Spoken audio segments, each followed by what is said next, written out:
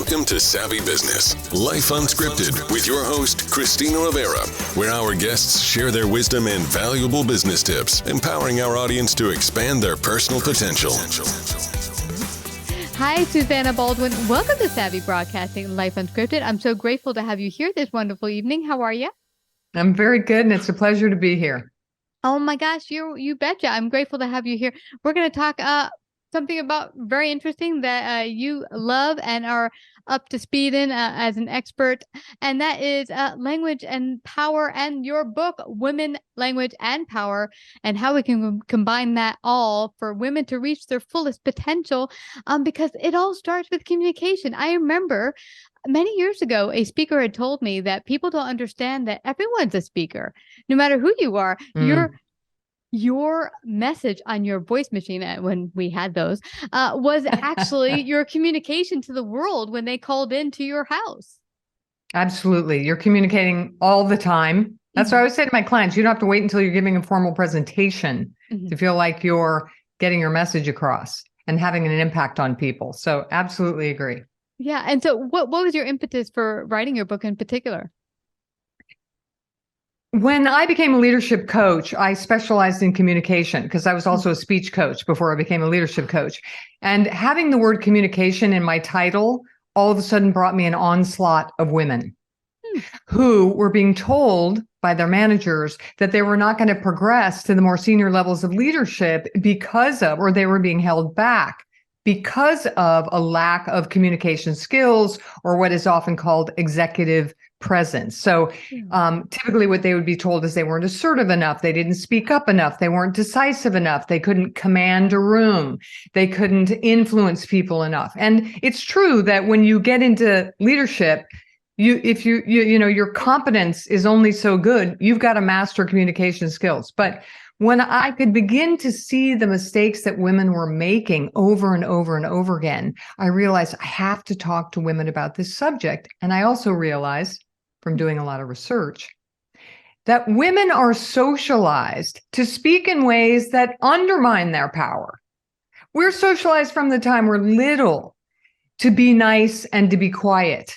And so we go into the work world, we progress into being women. And in the work world, that's when we're then told, well, she's too quiet. She doesn't speak up. She's not forceful. She's not assertive.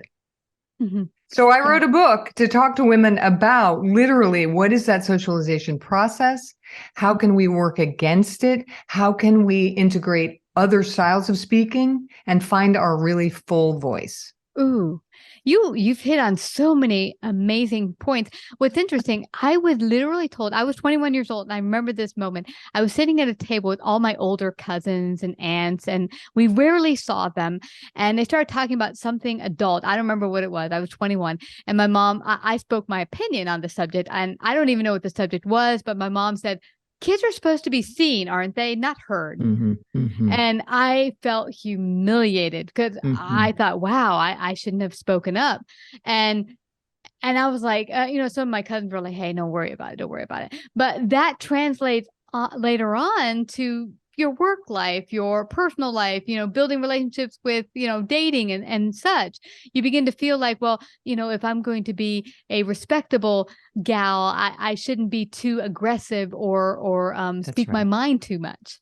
That's right. Don't take up too much space. Now, boys, on the other hand, when they're in school, get called on 8 times more often than girls. They're allowed to speak longer. They're allowed to jump into a conversation longer than they should. So they get to feel comfortable in that public arena. Whereas girls are often told, like I say, shh, you're being too loud. Sit over there and be quiet. Wait your turn.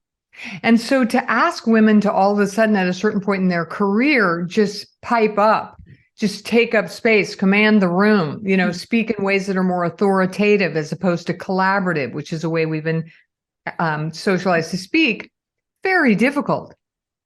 But what part of what made me write the book is women often interpret that they want me to be like men. And my point is, it's not being like men. It's just taking back a style of speaking that we call masculine, Yeah. But it's not really it's not gender related. It's just a different style of speaking, because there are times when women want to say, I want this by Friday. Yeah. But what they end up saying is, I'd love it if I could get it on Friday, because that's how they were taught to speak. But in reality, they'd love to just say what's true without modifying it. And that's what women do a lot of, is modifying their speech so they don't sound too assertive. Just like you're saying, don't sound like they're being aggressive. Yeah. And yet there are times when they want to be assertive. Or sometimes skirting around the bush, like, is it possible I can get this by Friday? Instead of saying, no, I need this by Friday. Exactly.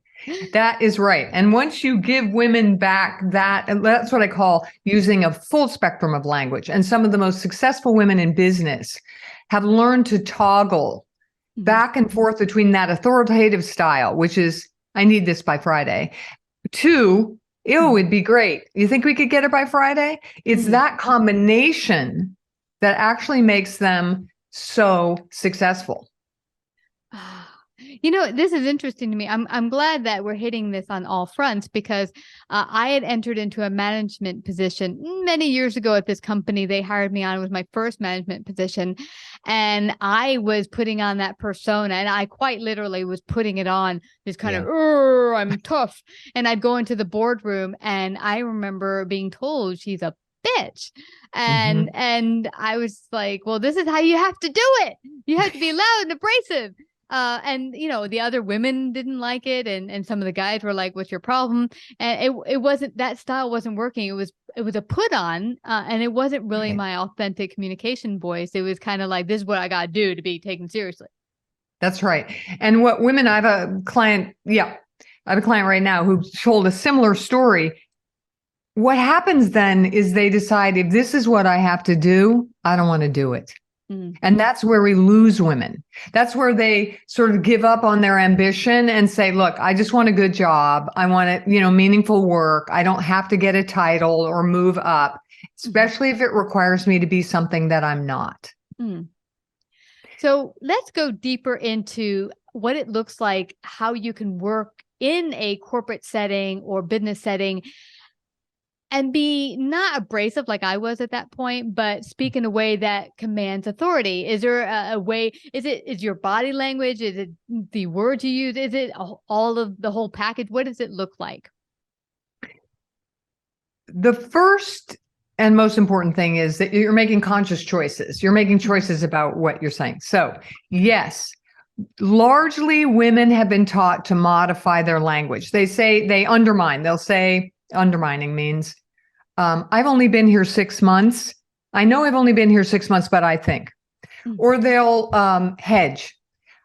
I think we should, add money to the budget. I'm not quite sure. They sound like they're not sure when they are sure. Or they'll turn an assertion into a question. Do you think we should start on Monday? So first things we want to do is pull those modifiers out. So there's a small structure I work with. I love structures because they work so well to help people. What's your headline? I'll say, what's your headline? Take the modifiers out. I need this by Friday. That's my headline. Don't take out the hedge, take out the question. What's your headline? Explain it. Why do you need it by Friday? And then support it. What will make the difference? In other words, how can you support your request? Well, if we get it by Friday, we'll get the money that we need before next Monday, let's say. So helping women think through, what is it I want to say, and being super clear about that opening assertion and removing any modifiers is really where I get them to start. And that's why I do so much preparing and script writing with women. So if they're going into an important meeting, and I mean women all the way up to C-level, because we're so trained. So you want to prepare. What is it I really want to say? And write it out and practice it if it's important. Yeah. Because it's so habitual to put those modifiers in. And women tend to wind up, the research shows, about 30 seconds before they get to their point. And they do that more than men because they're a little afraid to just get to the point, because what if somebody says you're kind of being aggressive or bitchy? And that is, nothing will make a woman back off faster than that word. Yeah, absolutely. Yeah, it's interesting because I'm thinking I've written speeches or events I've had to speak at, written it down, and I still get up there and find that I'm changing up the language as I'm in front of people, looking at their faces going, oh, that's not working out well. Let me just shift it a little bit. And I recall one in particular, I was talking to a group of pilots. I'm not a pilot. I was a student pilot, but I never got my pilot license. But my husband's a pilot. So I was actually there to tell stories about how to overcome fear. That was the reason they hired me. It wasn't to tell, reputable pilot stories that they didn't know anything about. But I felt if I talk about airplanes, which I was talking about flying with my husband, that they're going to judge me. Like, what does she know? She's not a pilot. But I kept running those stories in my head, and I was rushing. I was nervous, and I know it didn't come off as a great speech due to all the things I was saying in the background. So do you suggest that not only do you write it down and practice it, but maybe record it so you can hear what others might be hearing, and maybe even record it visually so you can see on the video how you might be coming across visually? Those are excellent ideas. Especially because all speakers, I mean, look, I'm a speech coach, so I work with speakers for 25 years. All speakers tend to think they're coming across worse than they are. So when I used to, in the old days before COVID, I always brought my video camera so I could show them, and to reassure them that you don't look as nervous as you think you do. And it's also good to hear your own voice. But it's so interesting what you're saying about how you were modifying in the moment, because I think women over-rotate on, oh, they don't like this, or they think I'm being too, or I'm, and that's when we start backing off. And so our assertions become questions. We qualify what we're saying. We don't say it with the same projection or conviction. Yeah, correct. Yeah. And you know what? They were there for a good time. It was a Christmas party. So hello, it wasn't supposed to be that deep. But it's funny how we just make up these stories that, oh my gosh, they hate what I'm saying. I've got to change this all up. But no, I love that we're going here. So because this doesn't just apply to a person's business life or the corporate life they might be leading, this will also translate into you building relationships with friends and dating partners, and that all of it goes into your confidence. And so let's say someone is working in a corporation and they're not in a senior C-suite or anything like that, or even a manager yet, but they want to build on their confidence and they've never even done a speaking event. Where would you suggest they begin to start to build their confidence around speaking? Oh, to go to Toastmasters. First of all, Toastmasters is like, it used to be free. I think there's not a minimal fee now. It's one of the all-time best places to start practicing. When you find a group, it's like AA. You find a group every week, you go. If you don't really bond with that group, you can go to another group that's a little farther away from your house. But a good idea to practice. Ask your managers for opportunities to speak. Any opportunity you can get, because to me, speaking is one of the fastest ways to accelerate your career. Because when someone sees someone get up and really articulate clearly a compelling idea, you know what I mean? And with confidence. But for people who are shy, this is the other thing, and just starting out, confident content is what drives confidence. So people say, how do I get confident? Like it's some internal thing that they don't have. And I say, look, the minute you write out something that sounds confident, you're going to feel confident when you say it. So I start working on those little, even if it's an assertion in a meeting about how you want the Christmas party design to go.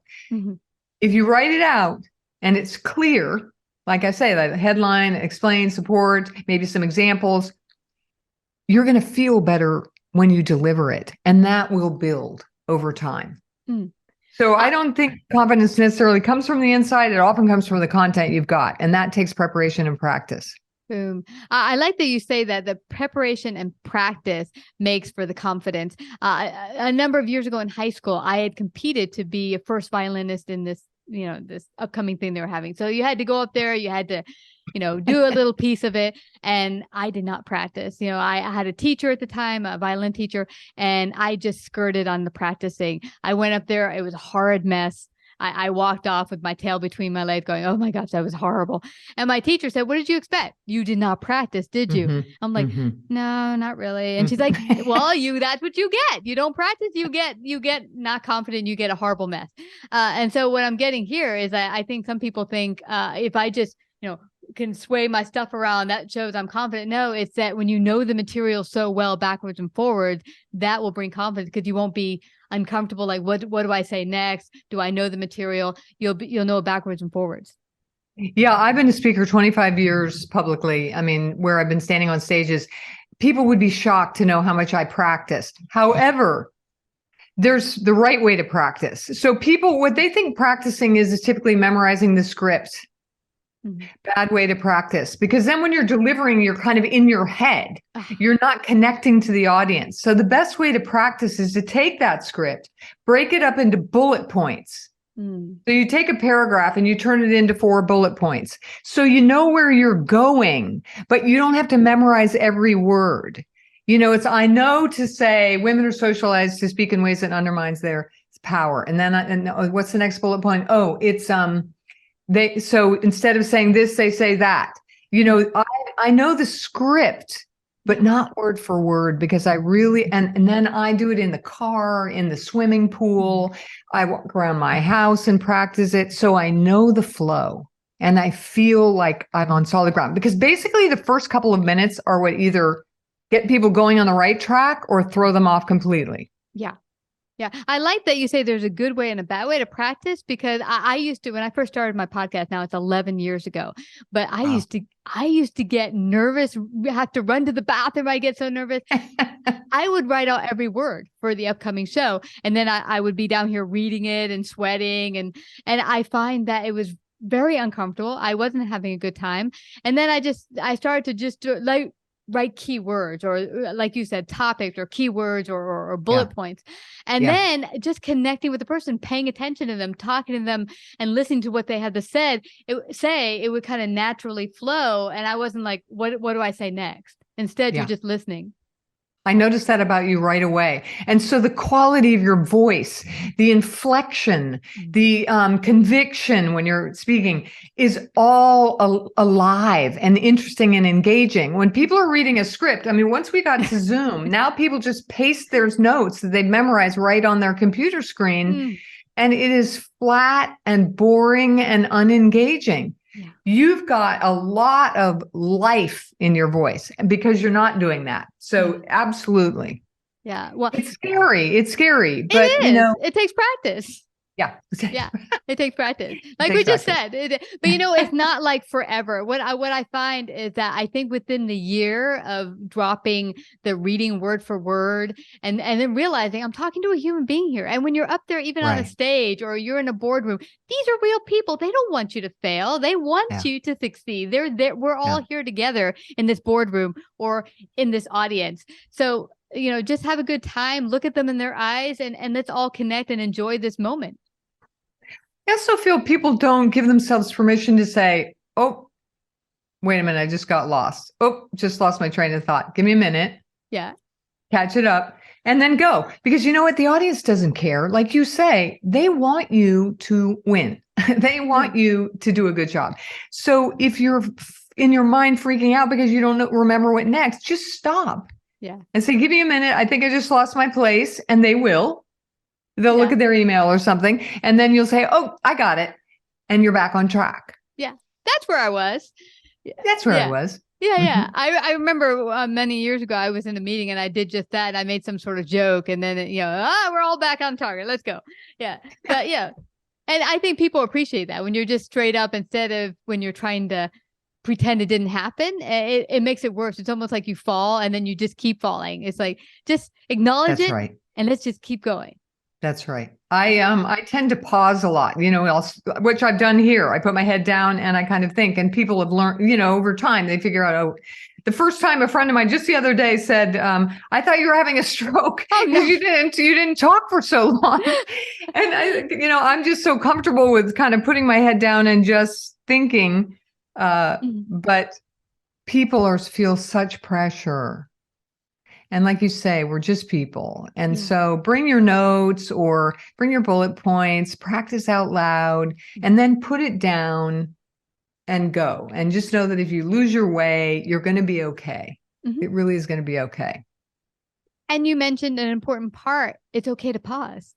Even if people are, what's going on next? And it actually makes them lean in more. Like, what are you going to say? That's so right. That's right. fabulous. That's right. They do. Because, pausing is a wonderful technique. And I will say that Obama was great at pausing too, because it indicates that the speaker thinks they've said something important enough that they're going to give you a second to listen. And then if they're doing what I do, which is I'm actually formulating the next thing, people are like, what is she going to say? They're kind of, but if it's just a wall of words, it gets tiring. People get fatigued and they stop listening. I know. I'm going to sleep. Oh, stop. It's tired. I've actually had some great podcasts I like, but they do that. And I'm like, oh my gosh, I need to turn you off for now. I'm a little exhausted. But this has been fabulous. You've given so much insight for anyone listening in who've wanted to increase their confidence around speaking and language, and they could go so much further. I want them to get a copy of your book, Women, Language, and Power. How can they do that? Amazon. That's the fastest way to go. Awesome. And I will say this about the book. The second half of the book, because I'm a teacher at heart, is all those little structures. How to make a presentation that's effective, how to get the modifiers out and use the HES, how to have conversations, how to make, so it's very practical. That's all I'll say about it. It's very practical because I like to give people things they can use tomorrow to be better. Awesome.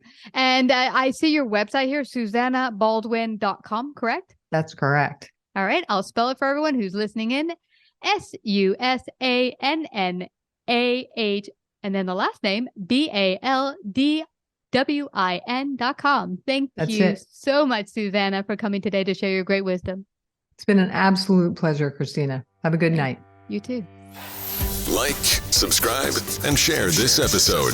To listen to more savvy episodes and savvy biz tips, go to www.lifeunscriptedradio.com. To find out about our paid sponsorship opportunities or how to become a guest, email Christina at lifeunscriptedradio.com.